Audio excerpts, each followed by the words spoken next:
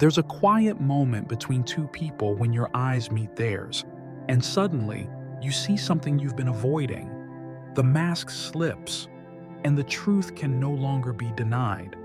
People often say, if you know the truth, just let it go. But sometimes, it's when you finally know that things become dangerous, because now they know you've seen them for who they truly are. And when their image is threatened, manipulators will use everything they have to pull you back into their fog through words, glances, memories, and sometimes even fake concern. Marcus Aurelius once wrote, "Nothing confuses a person more than ignoring what their conscience already knows. To know is not to fear. To know is to stand steady." In this video, I'll walk you through 7 things toxic people do when they realize you've figured them out. This isn't a list to make you angry or prompt a reaction. It's a guide to help you stay mentally sharp, emotionally grounded, and calmly aware even when you're standing in the middle of a silent storm. You'll see that they won't disappear. They'll respond, sometimes quietly, sometimes aggressively, but your power lies not in what you say back, but in what you choose not to react to. And in that space, you take your freedom back. 1. They give off a strange frequency and everything starts to feel off. Something strange happens when you begin to truly see someone's real nature. You don't need confirmation. You don't need solid evidence. You just feel it. The air shifts. The frequency between you changes. A single look from them makes your chest tighten, and you don't even know why. What's unsettling isn't any specific action. It's the subtle, unspoken sense that you're no longer safe in a space that once felt familiar. Toxic people, when they realize they've been exposed, don't always respond with open anger. More often, they start emitting a type of energetic interference, a confusing presence that makes you doubt yourself without a single word being spoken. They look at you just a bit too long. They're unusually quiet. They smile, but something in their eyes feels off. They don't need to threaten you directly. They just need you to start feeling fear without knowing why.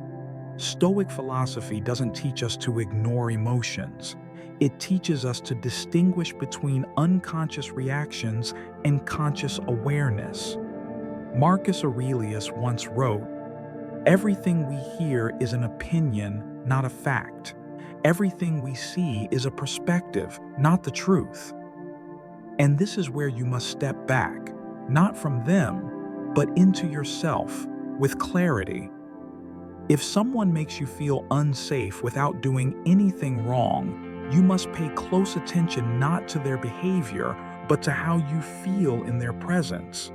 Your body often knows the truth before your mind catches up. So what should you do? First, don't dismiss that feeling. Don't gaslight yourself into thinking, maybe I'm just too sensitive. No one feels anxious around someone who is truly safe. If their energy makes you uneasy, believe that. Next, create distance not loudly, not dramatically, but intentionally. Step back just enough to observe. When you're no longer within their grasp, you'll see more clearly. Distance allows you to witness who they are when they're no longer in control of you. Finally, practice conscious silence. Don't explain yourself. Don't try to justify your discomfort to someone who's making you doubt it. They know exactly what they're doing. The question is, do you know what you're protecting? Your clarity. Because manipulators aren't afraid of confrontation. They're afraid of your calm. Because calm is where they lose control. 2, they lie to cover up their previous lies. Have you ever felt like you're swimming through fog, not because you don't know what's going on, but because every time you get close to the truth, it moves just a bit further away? Every question you ask leads to another vague, conflicting, or evasive answer. That's how toxic people operate. When you start to see the truth, they don't correct themselves. They add another layer of lies on top. They don't lie because they forget. They lie because they're afraid. Truth means exposure, and exposure means losing control. Control is what they feed on. They manipulate through words. They revise stories. They create confusion, not clarity. Sometimes they even retell events with the roles reversed. You were the one hurt. Now suddenly, you're the one to blame. They don't deny the facts. They distort your perception of them. Stoicism doesn't dwell on proving who's right. It asks a more useful question. What is real, and what is worth holding on to? Marcus Aurelius once wrote, "If something is not in alignment with your nature, let it go." In this case, what's misaligned is the chaos caused by deceit. When someone keeps rewriting reality, your best move is to pause, not to confront, but to stop engaging. Every time you try to set the record straight, you walk deeper into their web. Sometimes, wisdom isn't about fighting back. It's about noticing the pattern. What did they say before? What are they saying now? How many versions have changed? How many promises are no longer standing? Liars often forget the lies they told, but a clear mind remembers. That's your advantage. You don't need to control them. You just need to remember what's real. What should you do when you catch them lying again? First, don't try to expose them. Skilled manipulators can flip the truth and make you look like the unstable one. You'll be painted as overly sensitive, dramatic, or even vindictive. Second, take a silent note. Observe the changes, contradictions, and narrative flips. You don't need to record anything, just remember.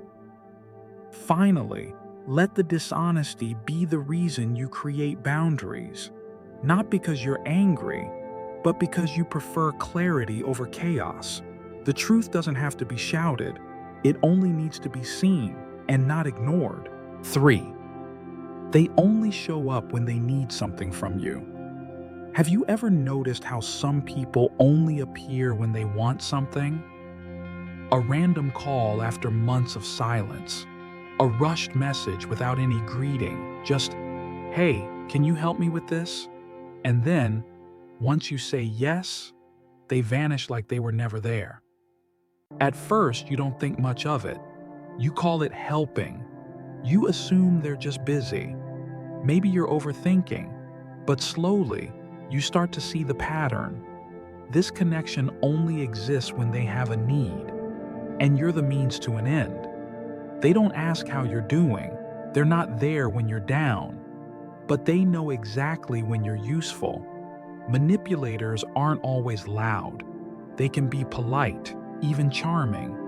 But behind that surface lies calculation. They only show up when it benefits them. And the most subtle part?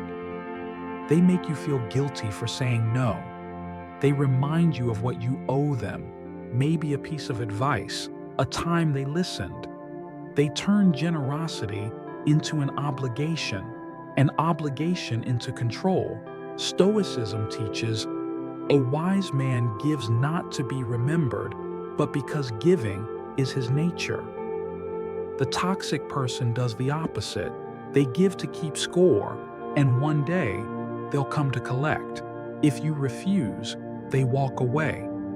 Coldly, quickly. So what should you do? 1. Watch the pattern, not the words. If someone only contacts you when they need something, it's not friendship. It's a transaction. Acknowledge it. You don't need confrontation. You need clarity of expectations. 2. Listen to how you feel. Do you feel drained when their name pops up? Do you feel guilty for not helping, even when you don't want to? If so, that's a sign you're in an emotionally unbalanced connection. 3. Learn to say no without apology. A calm, clear no is enough. You owe no justification. And their silence afterward? That's your answer. Were they here for you or for what you could provide? When you begin stepping back, they may protest. They might say you've changed, call you ungrateful, but don't let guilt blind you. Genuine people don't disappear just because you stop serving them. Remember, relationships are about connection, not consumption. If someone only connects when they need, what they're doing is draining you. Stoicism doesn't teach coldness or withdrawal. It teaches discernment. Give freely, but don't be bound. And never let someone turn your kindness into your weakness. Sometimes maturity is as simple as not responding to a familiar message, as pausing before answering. Ask yourself, does this relationship nourish me or drain me? The answer isn't in what they say, it's in how you feel after they leave. 4. They make you feel stupid for trusting them. Have you ever trusted someone fully, only for everything to fall apart, and instead of apologizing, they smile and say, "You should have known. You're too naive. Don't blame me. You made the choice." No anger, no guilt, just a cool, indifferent tone. And there you stand, unsure whether to be mad at them or mad at yourself. This is one of the most subtle forms of manipulation. When the wrongdoer doesn't deny what they did, they deny responsibility. They flip the script. They turn your trust into a flaw. They want you to ask yourself, was I too trusting? Am I stupid? Did I deserve this? And from there, they maintain power not through force, but through quiet erosion of your confidence. Marcus Aurelius once said, "Let others call you foolish, but never let yourself believe it." Your trust may have been misused, but that doesn't mean trust was the mistake. The issue isn't that you trusted. The issue is they weren't worthy of it. Toxic people use their intelligence not to elevate others, but to undermine them gently, subtly, strategically. They don't scream. They just plant the idea, this was your fault. So what should you do when you realize you've been made to feel small for trusting with good intent? 1. Stop blaming yourself. You acted according to your nature. You trusted because you are kind. Kindness is never a weakness. It is never a reason you deserved pain. 2. Name what happened. Write it down. Who did you trust? Why? What did they do? What did they say afterward?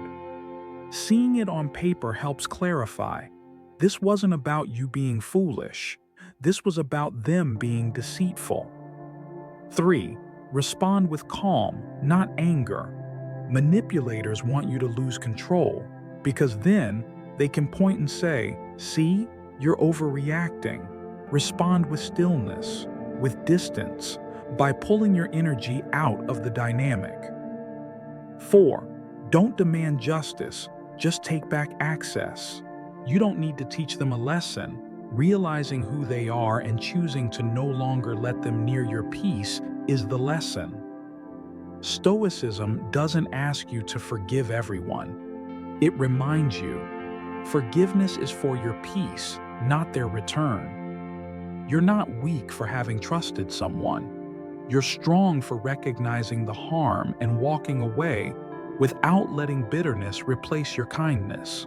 5.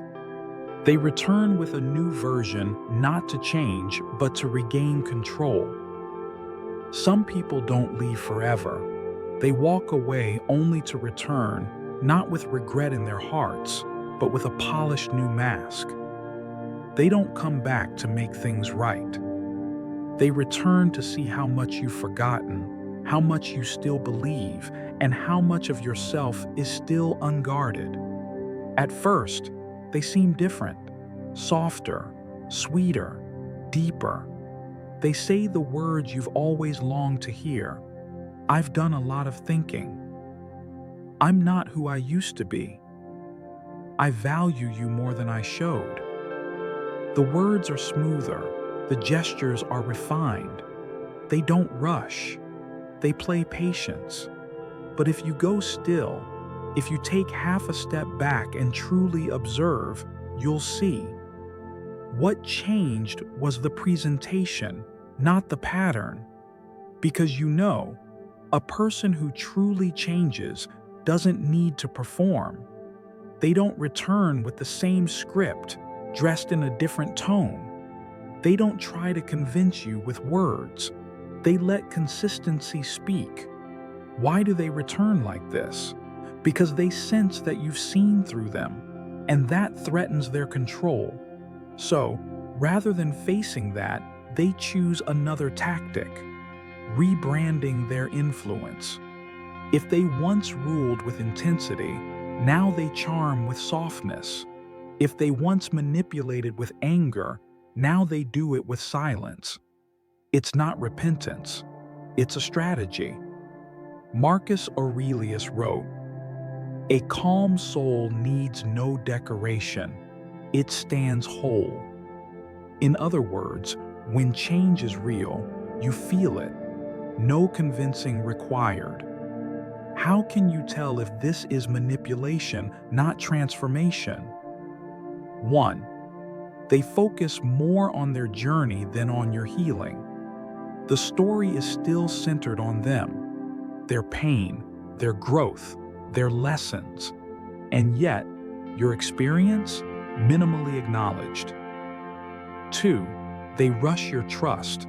They expect a second chance after a few good conversations. They ask, "You don't believe me? Can't you see I've changed?" Real change doesn't pressure, it waits. 3. They push back against your boundaries. They say you're being harsh, that you're stuck in the past. But boundaries aren't punishment, they are protection. And the right people understand that. 4. You still feel uneasy, even when everything seems fine. Your body knows, your intuition knows, that subtle tension in your chest when they're near. That's truth whispering, stay awake. So what do? Pause before reacting emotionally. Watch their patterns. The moment they sense you won't give blind trust, they'll reveal whether their kindness was genuine or tactical. Don't give access unless you feel ready. Forgiveness is one thing, re-entry is another. You can forgive without reopening the door. Don't apologize for being cautious. Caution isn't bitterness. It's wisdom shaped by experience. Give yourself time, no rush. True change is patient. Pretense is in a hurry. And finally, remember, you owe no instant answer. You owe no open door. Wait and see. Will they stay consistently with humility? Or were they just checking if you're still as breakable as before? 6. They pretend not to know, so you have to explain your pain. There's a form of manipulation that doesn't shout. It doesn't arrive in blame or emotional outbursts. It arrives in softness, in subtlety, in a gentle voice saying, "Really? I didn't know you felt that way. You didn't say anything, so I thought things were fine. Is it that serious? I think you're overreacting." And then you start questioning yourself. Am I being too sensitive? Should I explain myself better? Maybe I'm overthinking everything? No one is attacking you, but somehow you begin attacking yourself. They don't deny what happened. They deny the meaning of what happened. They do it so subtly, so gently, that you feel like you're the one turning something small into something dramatic. This is the art of soft denial. They don't tell you you're wrong. They just act like it doesn't matter. They make you prove your emotions. They make you justify your pain. They turn your vulnerability into a case you must present, complete with logic, clarity, and self-doubt. And the more you do, the smaller you feel. These people aren't clueless. They know what's happening. But they choose not to acknowledge it because acknowledging it means responsibility. And manipulators fear nothing more than losing emotional control. Stoicism doesn't tell you to ignore pain. It teaches you to be awake to what causes you to doubt yourself. Marcus Aurelius once said, "If something feels off, it likely is." Sometimes your intuition doesn't need evidence. It just needs you to listen and trust it.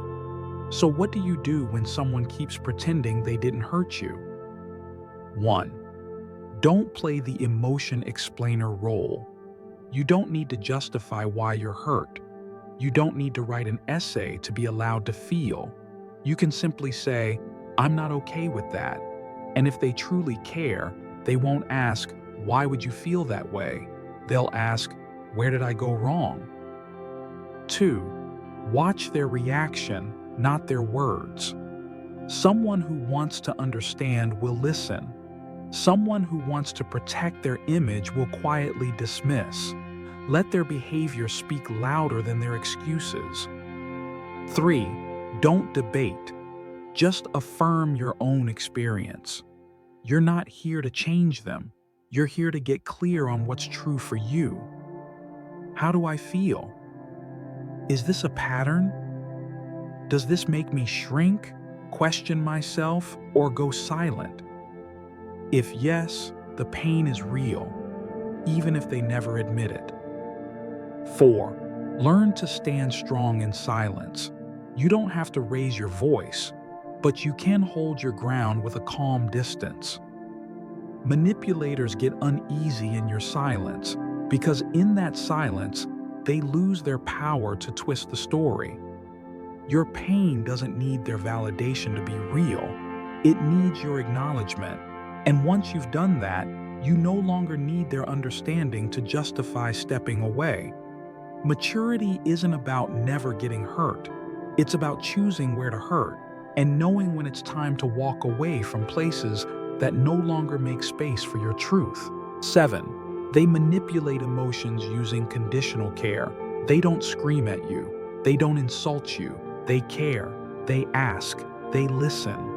Sometimes they're the first to show up when you fall apart. But after a while, you begin to feel off. Their care comes with pressure. Their questions feel loving, but make you nervous when you answer. Their help feels like a debt, not a gift. They don't control you with fear. They control you with your sense of gratitude. When you're sad, they listen. But later, they remind you, without me, where would you be? When you need space, they worry so much that you feel guilty for needing time alone. And if you don't respond the way they want, their kindness turns into silence or subtle guilt trips. This isn't love, it's a strategy. Emotional manipulators often paint themselves as saviors. They want you to believe only they understand you, only they stay when others walk away. So you shouldn't disappoint them. You shouldn't leave. You shouldn't change. Stoicism doesn't ask you to be cold. It teaches you to discern the difference between genuine love and control disguised as kindness. Marcus Aurelius wrote, "Don't let another person's kindness become the golden cage that traps your freedom." Where is the real problem? Not in what they do on the surface, because they seem good. The problem lies in how you feel afterward. Do you feel pressure to repay? Do you feel emotionally watched? Do you feel like every act of kindness is being logged? True kindness doesn't keep score. It doesn't use favors to demand priority, control, or judgment. Emotional manipulators use your gratitude against you. They make you feel like a traitor if you ever say no. What can you do? 1. Ask if their care comes with conditions. Are they helping you because you need it or because they want to stay necessary? Do you feel lighter or heavier after receiving their support? 2. Set soft emotional boundaries. Say, "Thank you, but I'd like to handle this on my own." If they get upset or offended, that speaks volumes. 3. Check if they respect your space. Real love doesn't demand constant replies. It doesn't force gratitude. It gives you room to breathe. 4. Let actions speak. Someone who gives out of love won't need reminders. Someone who gives control will always say, "Remember what I did for you." Watch for patterns. You can fake words, but not behavior over time. Love should never feel like a debt. If a relationship makes you feel obligated to repay, to live up to someone's expectations because they've done so much for you, that's not a connection. That's dependence dressed up as kindness. You have the right to be grateful, but you also have the right to protect your emotional freedom. Because real love doesn't make you feel small. It makes you feel whole and safe being yourself. Some relationships don't end in a fight. They don't fall apart because of one big mistake. They end quietly when you realize you're no longer yourself around that person. And some people, when they know you've seen through them, won't apologize. They'll reinvent themselves, not to heal, but to keep you close by any means necessary. But you don't have to prove your pain is valid. You only need to be still enough to see what's truly happening and brave enough to walk away even if part of you still wishes it could be different. Stoicism doesn't teach us to be cold. It teaches us to stay grounded in the face of emotion, not to be swayed by guilt or pity or carefully spoken words that never lead to consistent action. You're not unkind for setting boundaries. You're not ungrateful for choosing peace. You're simply being honest with yourself. If this video resonated with you, leave a comment with the word clarity.